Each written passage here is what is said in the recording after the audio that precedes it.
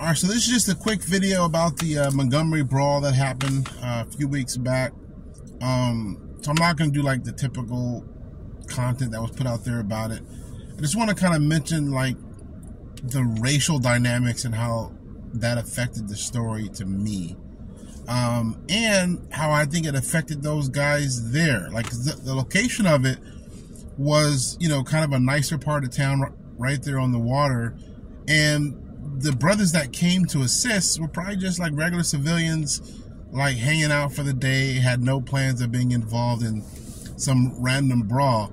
But I think seeing a bunch of white people attack one black person like so maliciously like that, I think it was like 8 to 10 people on one, and the fact that like where it was, you know, they were in the deep south, just kind of triggered something in those brothers, seeing that, like, you know, that kind of racial injustice right there in front of your face. You know, because we read stories from the past of different things that may have happened, and you're like, man, if I would have been there, I would have done something, or I would have just sat idly by and watch, you know, a travesty like that. And that was kind of those guys' opportunity of being tested, of this is happening right in front of you, and they all did a good job of answering the call. So I was proud to see that they didn't let the brother just get stomped out by himself there, and that they came to defend.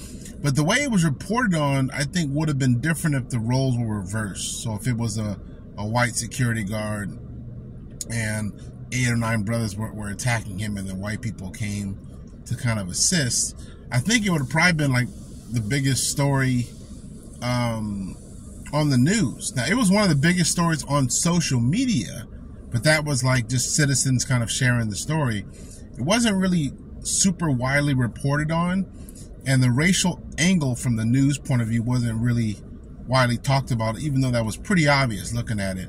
But if it was reversed, I think a lot of people would have led with the racial issue and then used it as another reason to be like, okay, this is why black people get treated, you know, a certain way. But I think it was widely kind of swept under the rug by mass media as a result, because they really couldn't defend the white people's position. It was just obviously that they were in the wrong, and so rather than dwell on it or give black people a win, they just kind of like moved past it a little bit.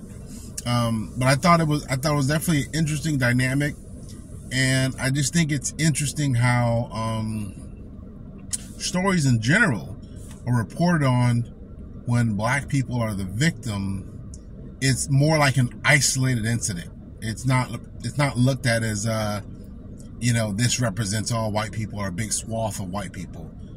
But when it's the other way around, like you see a black person doing something negative or victimizing another group, they make it seem like it's a black thing and not just an isolated incident done by these people, although this is a representation of the race as a whole. I find that really interesting, how you know, white folks do something, it's isolated. You know, if police officers doing something, it's isolated, just a few bad apples, not the whole culture.